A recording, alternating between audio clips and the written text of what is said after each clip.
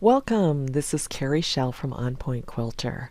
In today's video tutorial, I'm going to teach you how to create an Easter egg foundation quilt block pattern. What's special about this particular foundation pattern is you'll be able to use it to merge this particular block with your favorite quilt block. In my Easter eggs, I used a number of blocks that were created in the past few Techno Quilters classes. Okay, I've opened Electric Quilt and I'm going to select New Project, and I'm going to call this one Easter Egg Foundation, and I'm going to select OK. And I will select Design a Block from Scratch, and I'm going to do a new block, Pieced Easy Draw. And for this one, I'm just going to start with something that is square. So let me put in 6 by 6. Now I'm going to import my image for tracing. So I'm going to go to the Tracing Image tab, select Import Image. I'm going to go to my EQ8 Images folder, and the download of the block that I'm going to trace, which you're going to be able to get off my blog post, is Foundation Pieced Easter Egg. So I'm going to select that and select Open. Now I'm going to go to Drawing Tools, and I need to decide what I want to set my snaps at. So I'm going to change the width and height to 8. I'm going to change the snaps to go every ½ inch, which is 16, and I'm going to change my graph paper to be at 16 as well. And what I'm looking for is something where the beginning and the end of my lines are going to match with a graph paper line. Okay, then I'm going to use my line tool, and I'm going to draw a line at 1 inch and 7 inch. And for a foundation pattern, I ideally want something where I can create this. Let's say once I put a block in the center, I want to be able to build out, which means when I draft my foundations, I like to work from the outside in. So the last 2 patches will be these outside patches. Now I can see that I can go in on all 4 sides. Again, I still have snap to grid on, but now when I get to the next piece, I can see that the grid points aren't going to necessarily work. However, I do want to make sure that this square that's in the center is going to stay a perfect square, because I want to be able to put another block in it. So if I do my left and my right there, and I know that's too far, but I'm going to worry about that later. I now have the center. So now I'm going to switch to Snap to Lines and Arcs Only, and I'm going to use my line tool to draw the last segments. And these don't necessarily need to be mirror images, because this is an Easter egg and they don't all have to be exactly the same. Now the next step is to go to the Color tab and back to the Draw tab.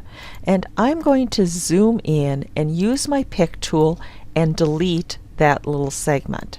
That's going to keep the rest of the line perfectly straight because I used Snap to Grid. Now if I go to Print and Export, I'm going to select Foundation Pattern, and I am going to validate that basically I have just one section, which I do here. And if I do a preview, you can see that it's coming through as one segment. So now I'm going to go ahead and close this. Now I can go to the Color tab and I can pick one of our fun fabrics. How about we color our egg with purple? And I am going to put a different fabric in the center so I can keep track of that separately, and I will add this to the project sketchbook. Now what I want to do is actually merge this foundation with another block. So let's say I created an independent block for the center of this. I would like to put this inside my Easter egg. So I'm going to do a new block, create serendipity, and before I select my merge block, I'm going to open my library and I'm going to find some blocks to bring in. And now I can definitely bring in blocks from the library, but I can also import from another project. So let me go ahead and import from, I'm going to select my EQ8 projects, and I'm going to go to my mix and match medallion class and find some blocks from there. So I'll take that one, and let me also import from my Easy Draw Kaleidoscope class, because I think that one would work, and let's try that one. So once I've done that, I can close this.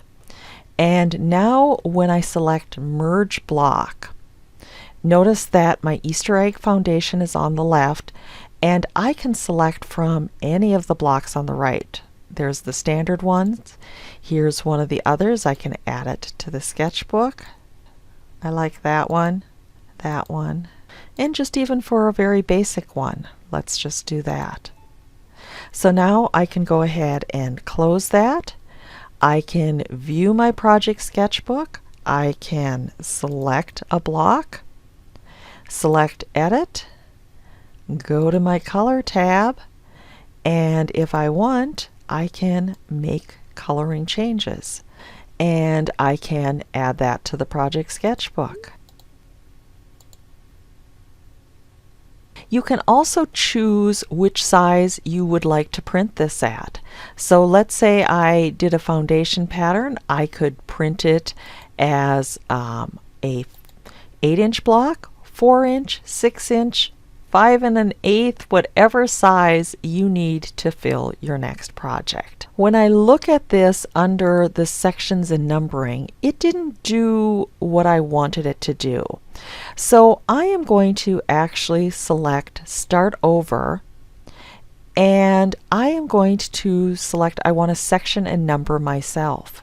Now for the outside of the foundation, I'm going to just go back and use the foundation that we previously did. So I'm going to piece this center as a separate set of foundations and then insert it in the other one. So let's take a look at the numbering. And I do need to click on these in numbering order. And I'll do a preview. And I can go ahead and click on my patches and move them, and I just want to double check that they all look good, and I'm ready to print these out and piece my block. Thanks so much for watching. For additional tips and techniques, please subscribe to my weekly newsletter at www.onpointquilter.com. And when you're on my website, check out some of my other electric quilt classes.